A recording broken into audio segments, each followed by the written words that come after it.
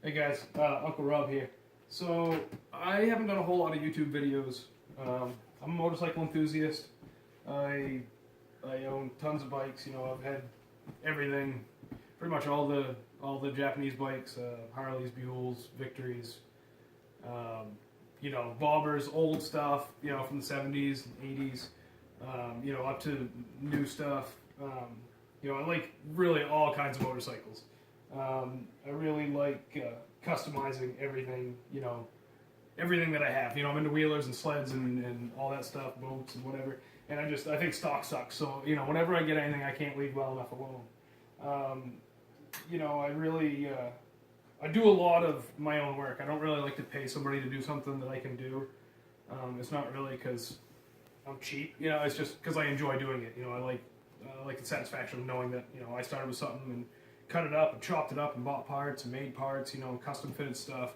And, you know, so I'm going to start doing some of these videos, do-it-yourself stuff or reviews of certain parts and pieces. You know, and honestly, I'm probably going to do, a lot of the reviews I'm going to do are stuff that I don't like, so that I can point out why I don't like it. So, you know, the first thing I'm going to do, first review I'm going to do is this rack. So this is a Ferreus Industries rack. This is a 2014 drz400.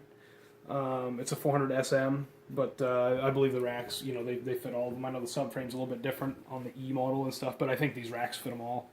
So the first thing, you know, I ordered this. It was about $100. I bought it on Amazon, and I really liked the looks of it. You know, where it's flat. A lot of them, you know, I've installed the tube ones, the different, you know, the different models, different makes or whatever. And I just kind of like the looks of this with the flat. I thought it would look good on this bike.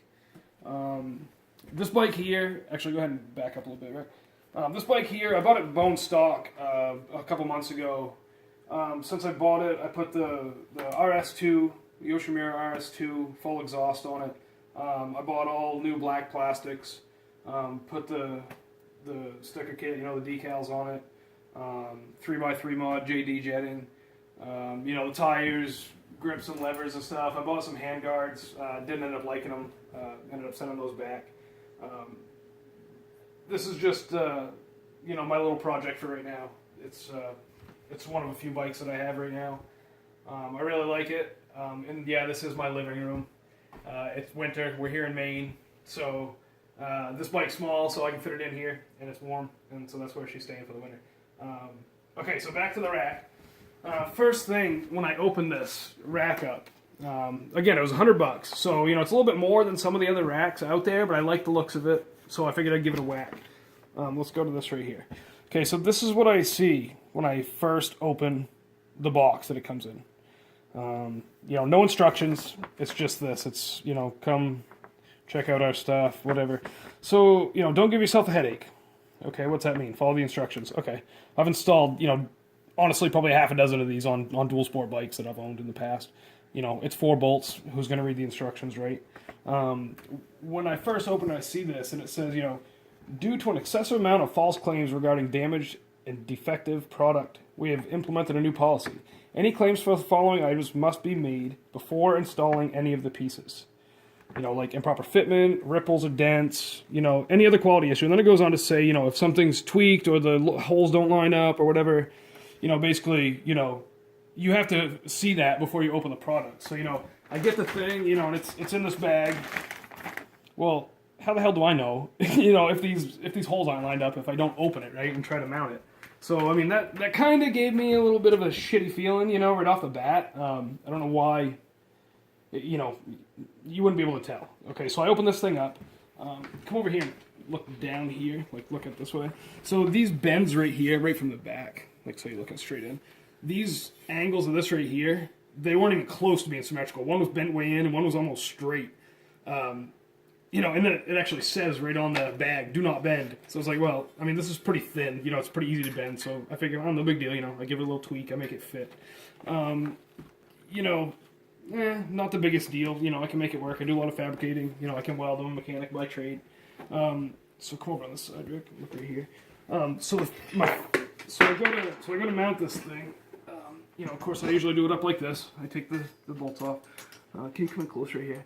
This piece right here, I don't know if you can see that with the washer on there, but it's got a pretty big hole. It's got a panhead screw with a washer, so I mean, you got a whole lot of room for that to just float around. Even, you know, I mean, even when it's tight, yeah, it probably won't move much, but I feel like they could have used, you know, a smaller piece of pipe that, you know, the screw actually fit in and wasn't, you know, didn't have, you know, 1/4 inch of play around it. The second thing is where this weld is. This here should have been out here somewhere. I think maybe whoever fabricated this, they actually did it backwards. Like, I think the longer part is supposed to be on the inside, the shorter part was on the outside. I say that because, go over this way so you can look right here. You mount it like this, and when you slide the rack down, it hits the plastic, you know, and chews right into it. Now, granted, it's a dirt bike, you know, but this is brand new plastic, so, you know, that kind of, you know, I don't like it. It does it on both sides. Over on this side. You can see here where it's chewed the plastic. Okay, so back up so you can see the rack as I'm folding down. That's good. So when I'm bringing this down, right here, this plastic, you know, it pushes the whole thing. You know, so it's putting unnecessary pressure on this. That shouldn't be like that. So, I mean, basically the only way to fix it is to grind this off, you know, and slide this out 1/4 inch or 3/8 of an inch and re-weld it. Which, you know, again, it's not a big deal. Like, I can do that. You know, it'll probably take half an hour, and then I'll have to paint the whole rack or something, you know, get it repowder coated. But you shouldn't have to do that with a $100, you know, item that you're buying. You shouldn't have to re-weld it. Okay, so, you know, we're talking about this being messed up. So that leads into, like, the next thing is the hardware. None of these bolts or washers or anything are stainless. So, I mean, it's going to rust. I mean, this is you know, these things are used. You know, they're used in the weather. So, I mean, you know, for $100, you know, throw in a couple dollars worth of stainless hardware, you know. These bolts here, you know, obviously too small for this. You know, I didn't care for it. The other issue I have is this here. So you've got these spacers, you know, to hold it up off the rack. You know, that should have been a panhead screw. I mean, you know, that's going to catch on stuff. You know, if you're putting a bag on here or something, I mean, that's going to protrude up. That's just kind of stupid. They should have either reamed that out, you know, so that sat flush, or use a panhead screw. And not only that, but I'm going to have to do it anyways because it's not even long enough. It doesn't even go all the way through.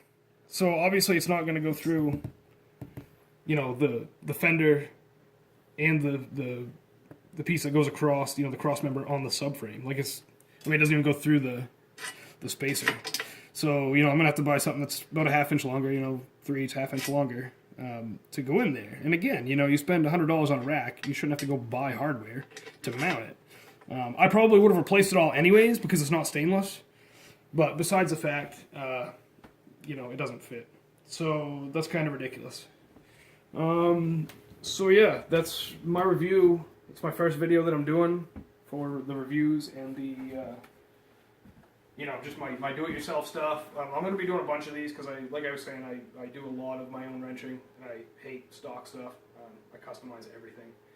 So that's my first review, and it's a bad one because, you know, I just feel like this company, you know, to send this out, basically saying don't send this out. And it actually says in here you have to send pictures before you return, you know, any of these products, that none of the stuff's open. So, you know, the bag that the hardware comes in, all that stuff, like, they want pictures of that so you can prove that you haven't tried to do it, you know, cross-threaded a bolt or something, even though it's a, you know, a 60-cent bolt.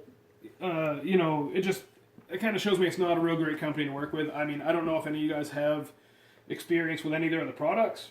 And I think this rack does look okay, and when it's done, you know, it'll be alright, but I feel like, you know, the whole thing, like, you know, this mounting point, like, that shouldn't even stick out that far. I mean, it doesn't even have to be there. They could have made it flush, you know. Bring it out another 1/4 inch so it doesn't hit the plastic. Make it flush, you know, with a spacer that, you know, the bolt fits in right.